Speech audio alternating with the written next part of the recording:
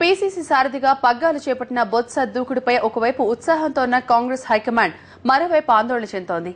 పార్టీలో కదలిక తీసుకురావడం సంతోషకరమైన అంశం కాగా సీఎం కావడమే లక్ష్యమని ప్రకటించడం ఢిల్లీ పెద్దలకు కొత్త తలనొప్పులు తీసుకొచ్చింది.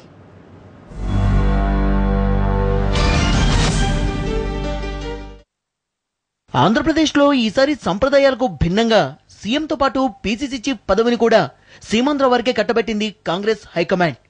గతంలో సీఎం సీమాంధ్రకు చెందిన వ్యక్తి అయితే పీసీసీ పదవి తెలంగాణ వారికి కట్టబెట్టేవారు. అయితే ఈసారి ఈ సంప్రదాయానికి బ్రేక్ పడింది. పీసీసీ చీఫ్ పదవి బొత్స సత్యనారాయణను వరించింది. అయితే బొత్స పీసీసీ సారథిగా బాధ్యతలు చేపట్టాక రాష్ట్రంలోని కాంగ్రెస్ శ్రేణుల్లో కదలికొచ్చింది. బొత్స ప్రమాణ స్వీకారం నుంచి మొదలుకొని ఆయన నిర్వహిస్తున్న రివ్యూలు హడావుడిపై కాంగ్రెస్ అధిష్టానానికి పాజిటివ్ నివేదికలే వచ్చాయి. పీసీసీ అధ్యక్షుడిగా డీఎస్ ఉన్న కాలంలో నిస్తేజంగా ఉన్న పార్టీని బొత్స గాడిన పెట్టారనే అభిప్రాయం హైకమాండ్ లో ఉంది. బొత్సకు పీసీసీ పదవి కట్టబెట్టాక ప్రారంభంలో విహెచ్ తో పాటు హర్షకుమార్ లాంటి వారు ఆయన నియామకాన్ని వ్యతిరేకించారు. అయితే మెజార్టీ నాయకులు మాత్రం సత్యబాబును స్వాగతించారు. అయితే సీఎం కావడమే లక్ష్యమని ఇటీవల బొత్స ప్రకటించడంతో దుమారం చెలరేగింది. అప్పటి నుంచి ఆయన్ను వ్యతిరేకించే వాళ్లు పావులు కదపడం మొదలెట్టారు. రాష్ట్ర కాంగ్రెస్ ఇన్ఛార్జి గులాం నబీ ఆజాద్ తో పాటు అహ్మద్ పటేల్, సోనియా గాంధీ కూడా బొత్సపై ఫిర్యాదు చేశారు. పీసీసీ చీఫ్ పై ఫిర్యాదులు వెలువెత్తడంతో రాష్ట్ర కాంగ్రెస్ ఇన్ఛార్జ్ గులాం నబీ ఆజాద్ రంగంలోకి దిగారు.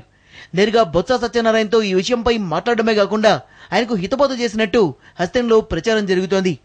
పార్టీ ప్రభుత్వం సమన్వయంతో నడవాలని ఆజాద్ స్పష్టం చేసినట్టు తెలుస్తోంది. ఒకరిపై ఒకరు పైచేయి చూపించుకునే ధోరణి పార్టీకి నష్టదాయకమంటూ హైస్పీడ్ లో ఉన్న బొత్సకు బ్రేక్లు వేశారు. మొత్తం మీద ఇక నుంచి అన్ని సర్దుకుంటాయని బొత్సపై ఫిర్యాదులు చేసే వాళ్లకు హైకమాండ్ సూచిస్తోంది. ఈ లొల్లికి ఆదిలోనే చెక్ చెప్పింది. ruchilu.com Making of Andhra recipes. Recipe videos in Telugu for all varieties of veg, non-veg, baking snacks and desserts. Please visit ruchilu.com.